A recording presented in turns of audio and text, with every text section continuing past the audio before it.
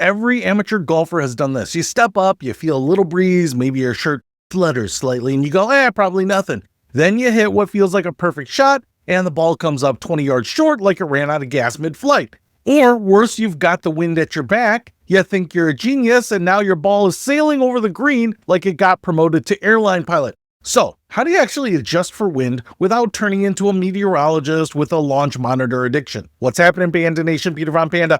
I just want to simplify this because wind does not need to be complicated, but it absolutely needs to be respected. Because here's the truth, wind affects your ball way more than you think, like disrespectfully more. A good baseline rule of thumb is this. For every 10 miles per hour of wind, you're looking at roughly a 10% change in distance. Now, before you roll your eyes and say, Peter, I don't know wind speeds, relax. You don't need to be a weather station, you just need a vibe check. A light breeze, maybe 5 miles an hour, barely matters. But if you can feel it on your face and your shirt is moving a little, that's probably around 10 miles per hour. If it's messing with your hat, your balance, and your emotional stability, now you're talking about 15 to 20 miles per hour. So let's make this practical. You've got a 150-yard shot into a 10 mile per hour wind. That's about 10%. So now it's playing closer to 165.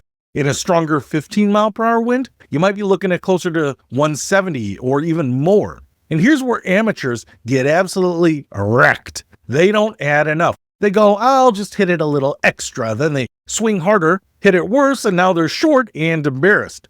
So rule number 1, into the wind, take more club and swing smoother, not harder. Harder is almost never the answer. Harder is how you accidentally invent new miss patterns. Now, let's flip it.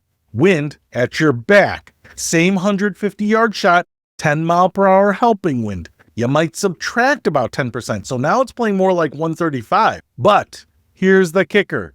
Shots downwind don't just go farther, they also have less spin and don't stop as well. So not only are you hitting it farther, but when it lands, it's got the brakes of a shopping cart on ice. That's why downwind shots are sneaky dangerous. You're feeling confident like, oh, this is easy. And then your ball lands, takes a hop, and keeps rolling like it's trying to escape the golf course. So again, take less club, but also plan for rollout.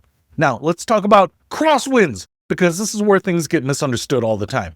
Most golfers think crosswind equals left or right movement. And yes, that's part of it, but it also affects distance. A crosswind actually increases drag on the ball, which means your shot often flies shorter than your normal carry. So if you've got a strong left to right or right to left, you don't just aim differently. Consider that you also need a little extra club. And this is where I want to ask you something.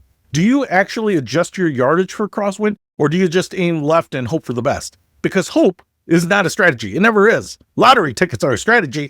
No, those aren't a strategy either. Now, let's make this super simple so that you can actually use it mid-round without having to pull out a calculator or have a crisis.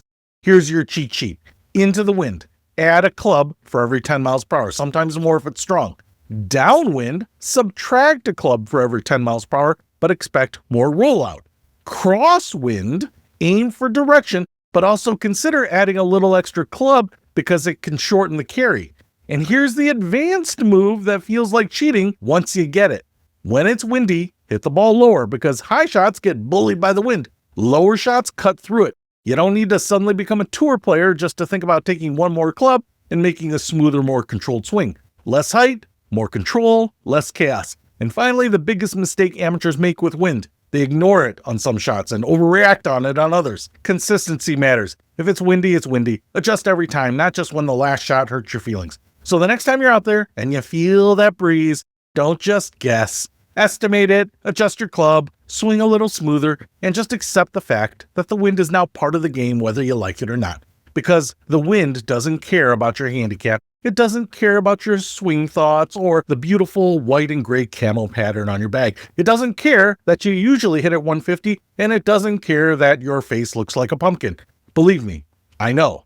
It is undefeated. One more question for you before we wrap this up. Do you tend to come up short into the wind or fly it over the green when it's helping? Because most golfers have one of those as their signature move. I want to know. If you can start making even basic wind adjustments now, you'll instantly look like a smarter golfer and probably save yourself a few shots without changing anything else. And honestly, isn't that the kind of improvement we're all here for? Peter Von Panda, out.